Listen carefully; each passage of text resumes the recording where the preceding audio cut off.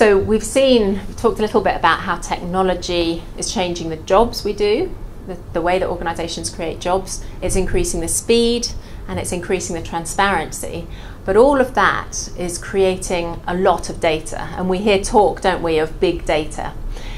Data and analytics is going to become, and we continue to see it becoming, one of the key differentiators within HR teams. Those who are able to bring together the abundance of data that they're collecting through efficient, effective online processes and to make sense of it through analytics will have a competitive advantage over those who aren't able to capture that data.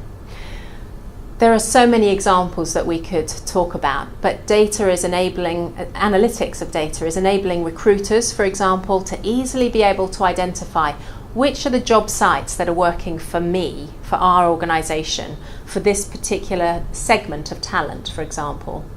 They're enabling HR teams to be able to do all sorts of correlations which have just been left to intuition and gut feel before, but to be able to say, let's look at our employee engagement data.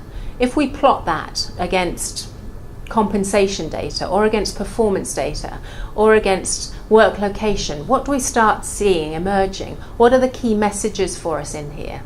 And of course the shift is much away from backwards looking, let's see what the data is telling us, and much more towards predictive analysis. So we're seeing the data being used in big data being used in scientific ways so that we can start to say not only what is it telling us about the past, but how can we use that to predict the future? How can we use it to say these employee groups are at risk or at particular risk of leaving?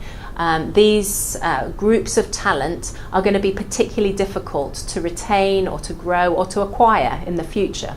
And so the use of data, being able to harness it, having the technical skills, the statistical, the mathematical skills to be able to take that data and make sense of it and use it in a future-oriented way, I think is going to be a real trend that we see continue to grow in the years and the decades to come.